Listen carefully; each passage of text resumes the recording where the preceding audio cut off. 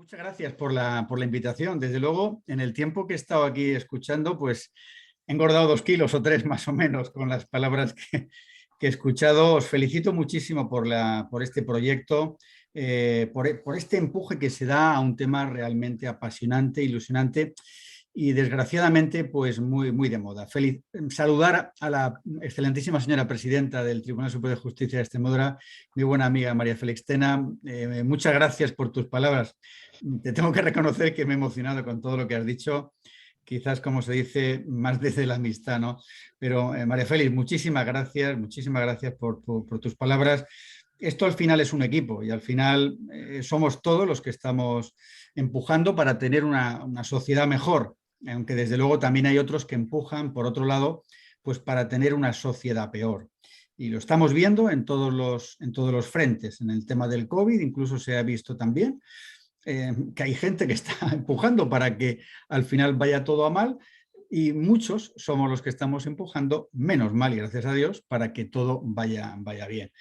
Os he preparado una documentación, insistir, muchas gracias María Félix por tus palabras y a todas las organizadoras de este congreso maravilloso, que os felicito. Organizar todo esto siempre es muy complejo, muy complicado y hay que agradecer por parte de los que nos invitáis a exponer nuestras referencias, pues todo el esfuerzo que habéis hecho para que todo al final salga bien como va a salir. Os he preparado 71 transparencias que voy a intentar concentrar como buen opositor en los 45 minutos que se me han concedido. Documentación que vais a poder disponer de la misma porque se va a colgar, según se me ha dicho antes esta mañana, en la plataforma y a la que podréis tener acceso, me imagino, con vuestro password de acceso a la documentación, con lo cual no hace falta que toméis nota de todo lo que voy a exponer o de las sentencias que voy a reflejar, porque vais a disponer de esta documentación a todos los que os habéis inscrito en este curso. Veréis que pues, hago referencia a mucha doctrina de la sala y a mucha doctrina también de audiencias provinciales, como antes ha dicho María Félix Tena,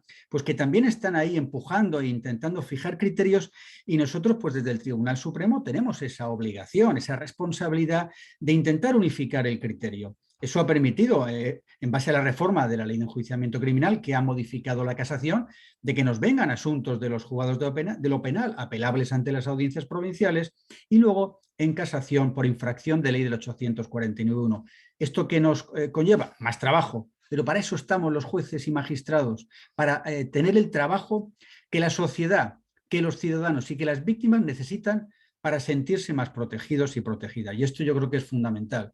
Nosotros no nos pesa el trabajo, lo que queremos es unificar el criterio para que haya una mayor seguridad jurídica, para que las audiencias provinciales sepan cuál es el criterio uniforme, que será A o B, pero las audiencias, yo he estado en una audiencia como también ha estado María Félix Tena y todos los magistrados, y lo que queremos es que haya una unidad de criterio, que se nos diga A o B. Yo podré estar a favor o en contra como magistrado de una audiencia o de un TSJ, pero que me digan cuál es el criterio. Eso es lo que nosotros estamos intentando ahora plasmar con muchas sentencias en las que si seguís la doctrina de la Sala Segunda veréis que lo estamos haciendo en muchísimas sentencias. Y sobre todo recomiendo el seguimiento de los acuerdos de pleno. Recordar que cada 2 meses y pico estamos haciendo acuerdos de pleno en torno a 14 sentencias de pleno que son muy interesantes porque estamos unificando esos criterios, sobre todo en temas que vienen de los juzgados de lo penal. Yo siempre recomiendo en todos los foros cuando se busca una sentencia, yo siempre recomiendo poner en ese buscador, esa base de datos, lo que quieras, violencia económica, pero añade también pleno, no vaya a ser pleno Tribunal Supremo, porque si hay una sentencia de pleno, te saldrá la primera, si no, el buscador de inteligencia artificial de la base de datos igual te la pone la 30, la 40, siempre recomendar poner pleno por si nos hemos pronunciado en pleno sobre esta cuestión. La violencia económica es uno de los delitos más extraños, porque supone que un progenitor está dejando de pagar el sustento para la alimentación, vestido y asistencia a sus propios hijos. Los animales son incapaces de hacerlo y sin embargo los humanos lo hacemos. Somos capaces de dejar de pagar una pensión alimenticia a nuestros hijos a sabiendas, porque es un delito doloso de que no van a poder comer, que no van a poder alimentarse, que no van a tener un sustento con el que pasar el día.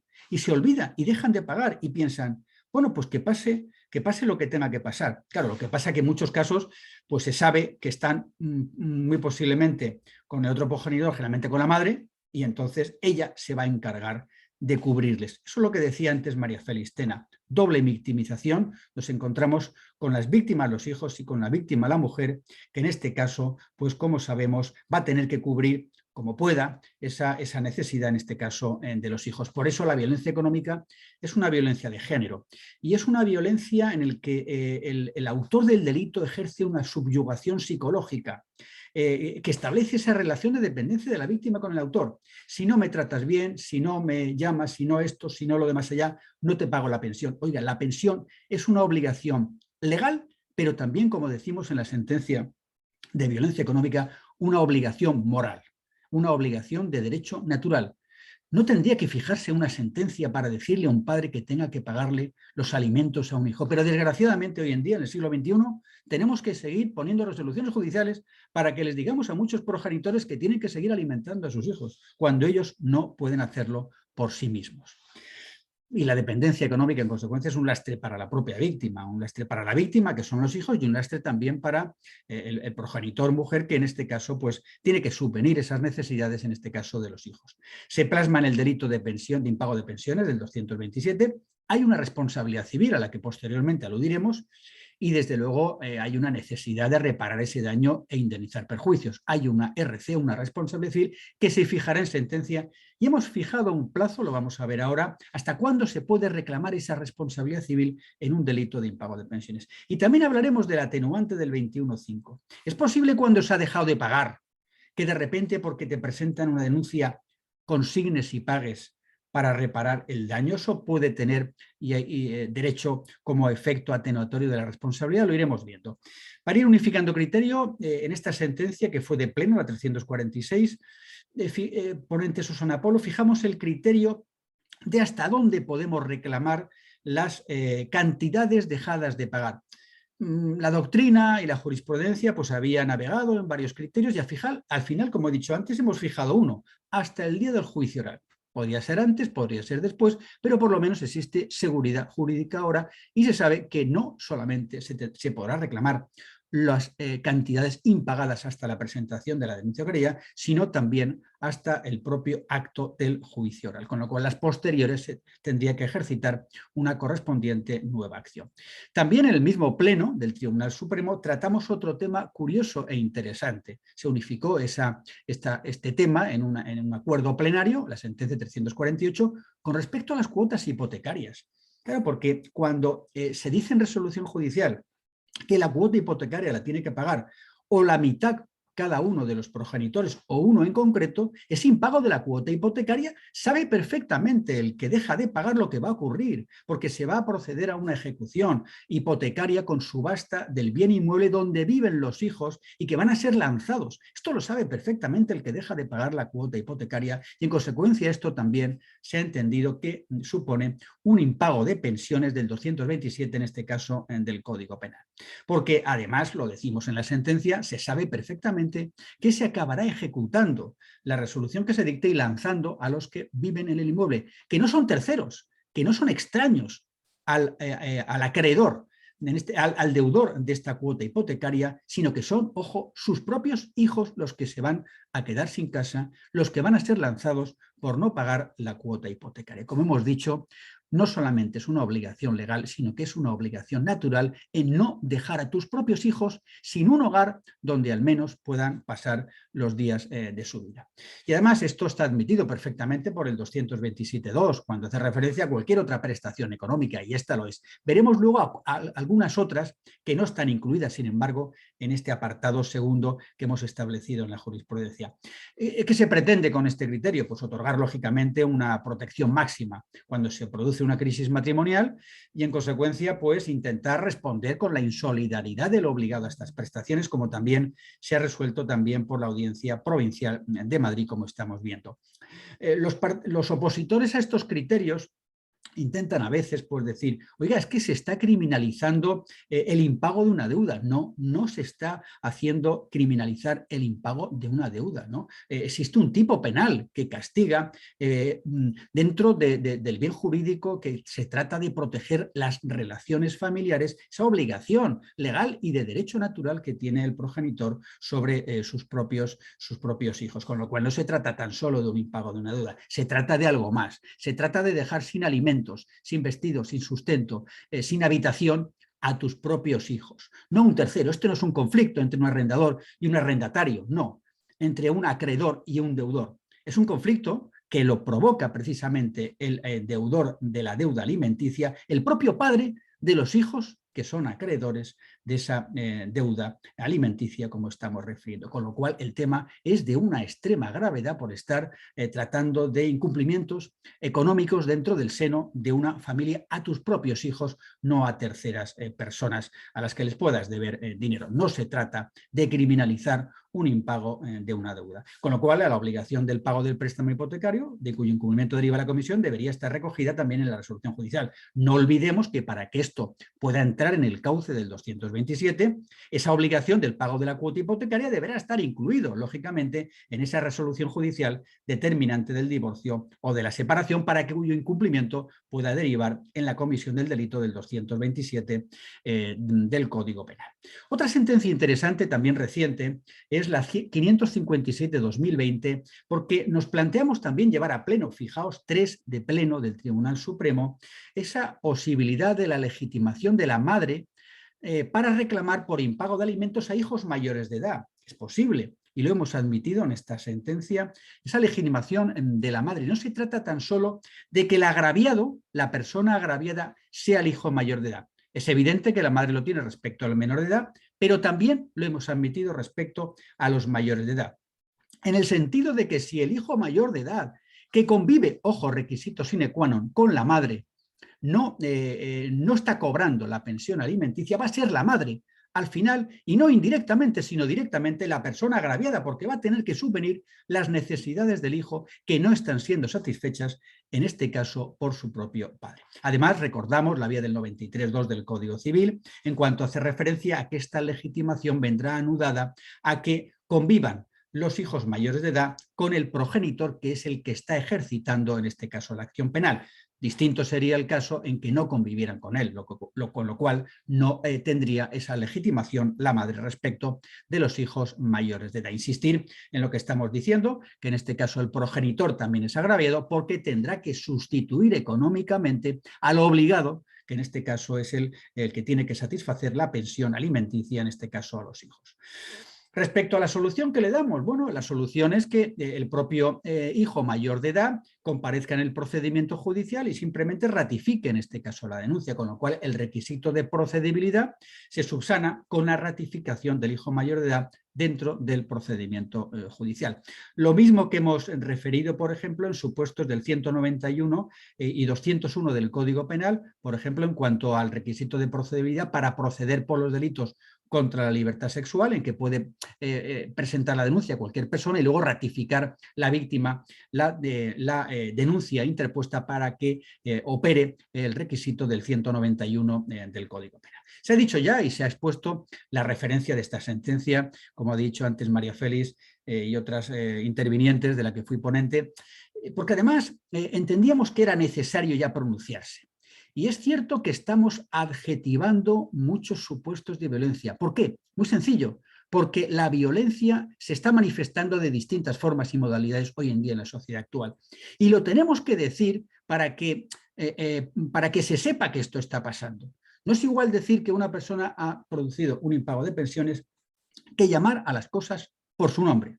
Y el nombre que tiene este tema es que se está ejerciendo violencia económica. Económica porque efectivamente se produce el impago, y violencia porque ello conlleva una actitud de violencia en el sentido de que dejar de pagar esa pensión al entorno tuyo familiar, que por las circunstancias que fuera se ha roto, ello no puede provocar y conllevar además un mayor daño que se produce respecto de los hijos por ese impago de pensiones, con lo cual es un acto violento en el sentido de la propia economía que no van a tener en este caso los hijos para poder satisfacer, así como la mujer, las necesidades económicas que tengan tanto la mujer como en este caso las que puedan tener los hijos. En este caso se trató de un delito de alzamiento de bienes y también de impago de pensiones. Alzamiento de bienes con los que se ocultó y dificultó la posibilidad del cobro de deudas, y además se dejaron de pagar las pensiones alimenticias, con lo cual entendimos que era lógico, correcto y asequible pronunciarnos ya y llamar las cosas por su nombre, como he dicho, llamando a este contexto del impago de pensiones como lo que es. violencia económica. Era importante para llamar también o hacer una llamada de atención a la sociedad de recordar que esto está pasando hoy en día en el siglo XXI en nuestro país. Bien, tampoco hace falta que para que esto tenga legitimación, en este caso el acreedor, que exista una necesidad. El incumplimiento de esta obligación deja a los propios hijos en un estado de necesidad, pero no hace falta que tengan un estado de necesidad para sentirse acreedores, para reclamar y ejercitar la acción penal del impago de pensiones. Y hemos recordado, como he dicho antes, que esto es una obligación moral y natural que tiene el obligado, y si éste no llega, lo tendrá que ser por obligación judicial. Tendremos que impetrar la acción de la justicia para que en un procedimiento penal pues, se pueda tanto cobrar, en este caso la pensión alimenticia, como que el Estado de Derecho devuelva en este caso y marque el reproche penal que marca el Estado de Derecho por este incumplimiento, como estamos en este caso diciendo. Insistir que lo hemos marcado como una obligación natural, la de pagar estos alimentos, y que en consecuencia, si no paga el obligado, debe hacerlo por él quien tenga a los hijos en custodia. Lo ha dicho antes María Félix, la doble victimización que recordamos aquí en esta transparencia. Respecto a si se puede aplicar el artículo 21.5, hemos dicho que cuando el juzgado requiere de pago en la responsabilidad civil al denunciado, al querellado, no cabría la posibilidad de aplicar la atenuante del 21.5 de reparación del daño si requerido de pago por el juez, el investigado, en este caso, paga o consigna la cantidad que es objeto de reclamación e impago de pensiones. Con lo cual, cuidado, porque para que opere el atenuante del 21.5 tiene que ser voluntaria. Si hay una petición al juez de que se proceda a un requerimiento judicial de la consignación de la responsabilidad civil y se consigna, no puede operar por doctrina de la Sala Segunda del Tribunal Supremo la atenuante del 21.5 del Código Penal. Sentencias hay muchas y variadas, muchas de nuestra sala y también las propias audiencias provinciales, como en este caso la Audiencia Provincial de Madrid, en sentencia del 20 de octubre de 1999. Otra cuestión que también se plantea es si se llega al día del juicio y entonces consigno todo lo que debía. ¿Por qué no lo ha hecho usted antes? Porque a veces se reclama la posibilidad de aplicar atenuante muy cualificada cuando consigno todo en días instantes al juicio. Oiga, es que a mí me permite la doctrina consignar hasta el mismo día del juicio. Ya, pero usted ha causado ya un daño con el ejercicio de la acción penal y al menos se podría entender como atenuante simple, siempre y cuando no hubiera sido requerido judicialmente, como hemos dicho antes, pero desde luego muy cualificada, aunque se consigne todo, no se tendría derecho a esta circunstancia modificativa de responsabilidad. Tampoco cabría el mero ofrecimiento, porque claro, ofrecer una cantidad y no consignarla no tendría cabida a la hora de aplicar, en este caso, la atenuante. Recordar que a los efectos del beneficio de la suspensión de la ejecución de la pena es absolutamente necesario consignar, lo dice el 82.3, con lo cual cuidado con la no consignación de las responsabilidades civiles dimanentes de un impago de pensiones, porque luego vendrá el problema de la suspensión de la ejecución de la pena. Con respecto al atenuante del 21.5 en materia de violencia de género e impago de pensiones es violencia de género, lo recordamos. Recordar la propuesta que se presentó hace unos años por la propia presidenta del Observatorio de Violencia Doméstica y de Género del Consejo de Poder Judicial, Ángeles Carmona, y aceptada en el Pacto de Estado contra la Violencia de Género, que está pendiente de ejecutarse todavía, la posibilidad de suprimir la atenuante de reparación del daño en los casos de violencia de género con esta redacción que tenéis aquí en la transparencia. Esta atenuante no se aplicará en los casos en los que la víctima sea la esposa del autor del delito o la mujer que esté o haya estado ligado por análoga relación de afectividad, que también se podría extender en este caso cuando se proceda al impago de la pensión alimenticia. ¿Por qué? Porque evidentemente es una obligación ya que se tenía, una obligación que se incumple y sería un contrasentido aplicar circunstancias modificativas de reparación del daño cuando el daño se ha producido y el impago es precisamente la razón primigenia de la comisión del hecho delictivo. De ahí esa propuesta que se ha hecho por el Observatorio del Consejo del Poder Judicial. Fijar también la importancia de esta sentencia de la 349 del 2019 de 4 de julio en cuanto se refiere a un alegato que se hace a veces con respecto a las contradicciones en las declaraciones de las víctimas en el proceso penal. Yo en esta sentencia de la que fui ponente, pues incluye un concepto nuevo, que es el de la declaración de impacto de la víctima en el proceso penal. He traído aquí este tema porque esto lo hacen los anglosajones. ¿Para qué?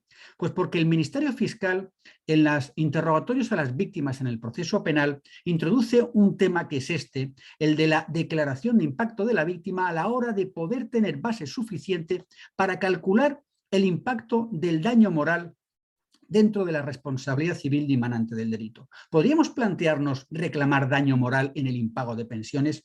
No ve inconveniente, porque además de la cuantía que se ha dejado de pagar, no podemos negar, y esto es importante, yo todavía no lo he visto planteado, pero es un tema en el que hay que abrir una espita para que entre el aire en este tema, que la inquietud, zozobra, ansiedad que puede tener en este caso la víctima, que no tiene dinero para mantener el sustento, vestido, asistencia médica y alimentos, desde luego esto es daño moral, absolutamente reclamable junto con el impago de pensiones. Y para saber cómo se cuantifica el daño moral, los anglosajones lo han hecho preguntándole a la víctima, ¿usted cómo ha sentido, cómo ha sufrido, cómo ha podido pasar estas mensualidades dejadas de pagar? Porque esto determinará en el interrogatorio del fiscal o la acusación particular, que podrá preguntar a la víctima sobre esta cuestión, y ello determinará conocer el grado de impacto o afectación de la víctima y tendrá importancia a la hora de fijar la responsabilidad civil dimanante del delito. Lo dejo encima de la mesa porque es un tema que yo creo que es sumamente interesante.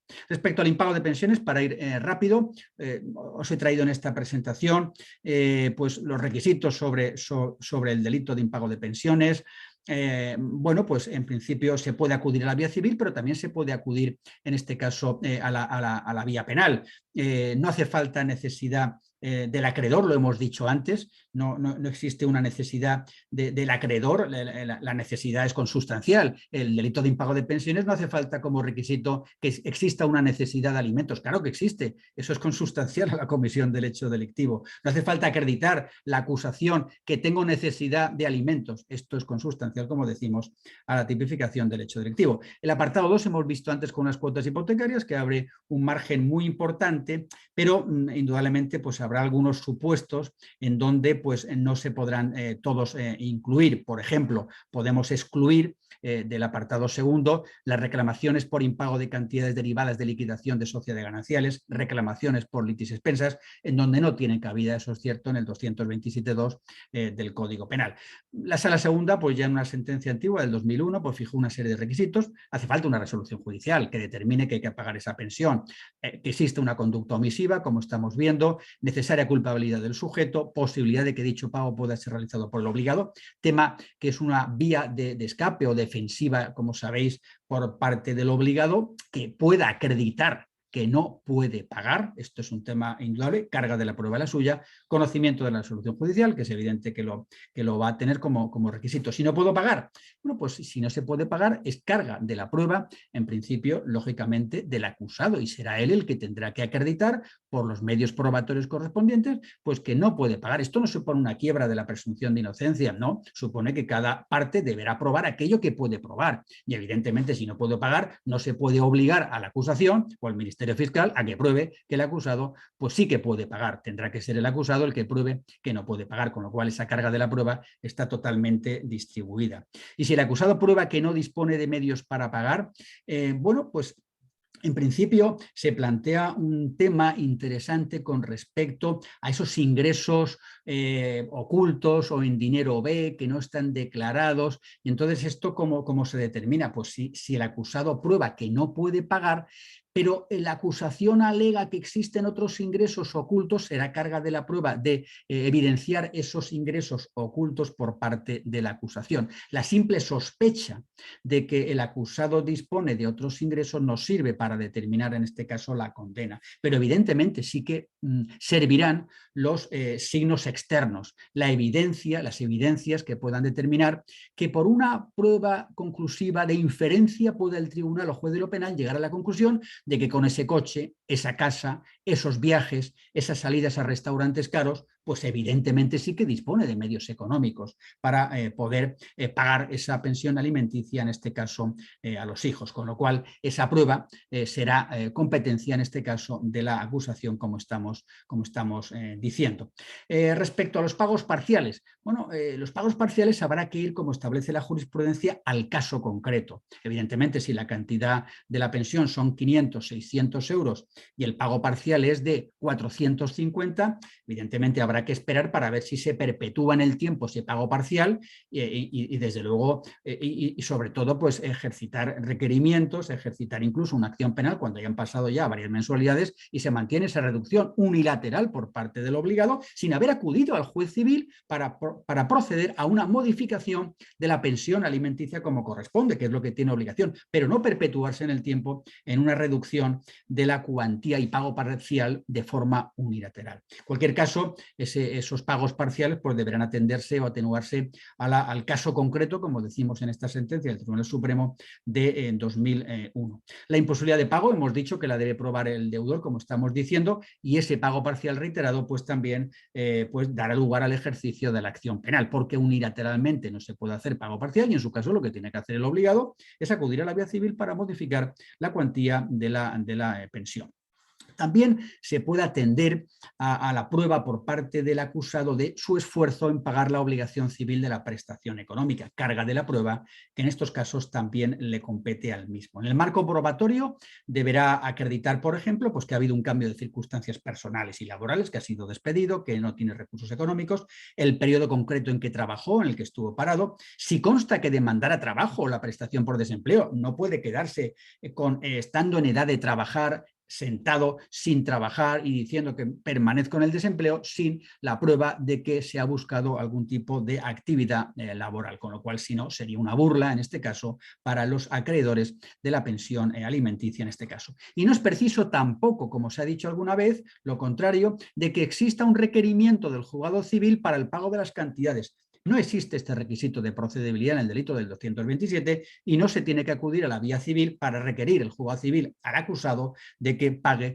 la obligación a que está obligado, en este caso por la resolución judicial. Se ha alegado también en otras ocasiones el tema de los pagos preferentes. Es que yo no pago la pensión porque me han surgido unos pagos preferentes. Tendrá que probar qué pagos preferentes son y tendrá que plantearse el tema de si efectivamente ese pago es preferente o no con respecto a la pensión alimenticia, porque este es un tema que se puede alegar, no, es que resulta que me ha surgido esta deuda y he tenido que pagarla frente a la pensión alimenticia.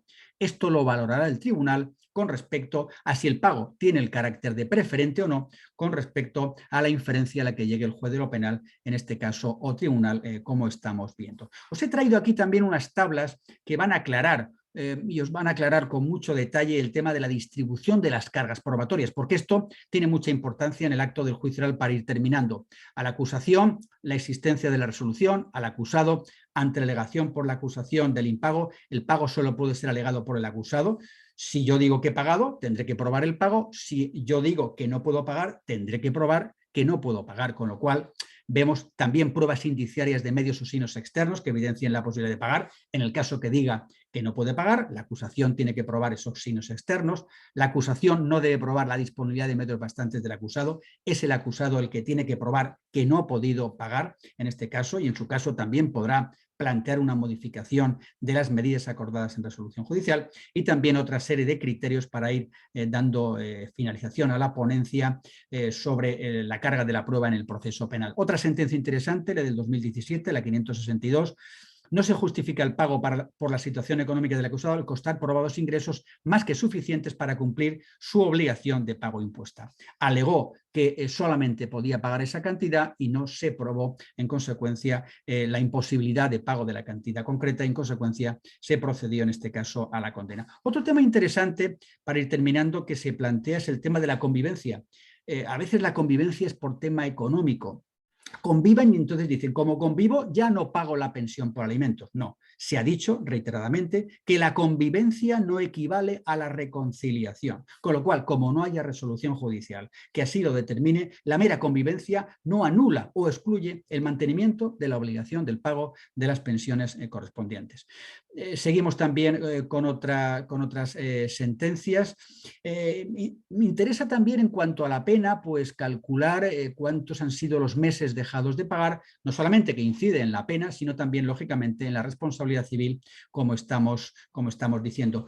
Esta sentencia estableció la absolución. ¿Por qué? Porque la obligación del pago de la pensión se pactó en un convenio privado entre partes. Sentencia 937-2007. Y hemos dicho que el origen del delito viene por la fijación de esa obligación en una resolución judicial. Con lo cual, en este caso, tan solo fue convenio privado entre partes, aunque luego se intentó judicializar vía ejecución del convenio, pero eso no bastaba, porque el origen era un convenio privado y no una resolución judicial. Sentencia interesante también fue esta, la del acuerdo de 27 de noviembre, en que se planteó la revisión de una condena por impago de pensiones, porque después se dictó una sentencia de anulación posterior de paternidad biológica. Sin embargo, se dijo que cuando existía la obligación del pago de alimentos eran sus hijos, aunque luego se anulara, en este caso, la paternidad biológica, con lo cual el impago de pensiones se mantuvo y no se revisó la sentencia. Tema este bastante interesante, como hemos dicho. Respecto a las cuestiones de competencia, el juzgado competente es aquel donde se debe establecer el pago de la pensión alimenticia,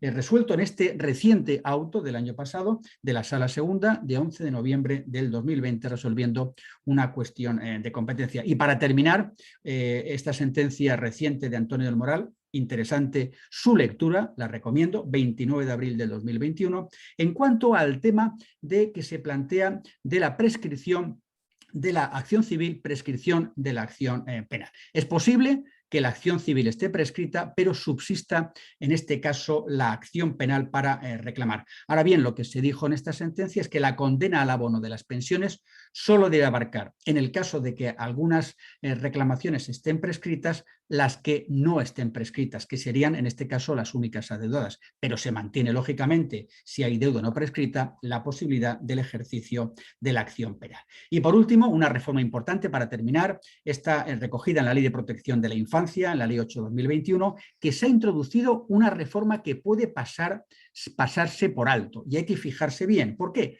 Porque el 57.1 del Código Penal, en la Ley de Protección de Infancia, ha introducido el delito contra las relaciones familiares dentro del 57.1.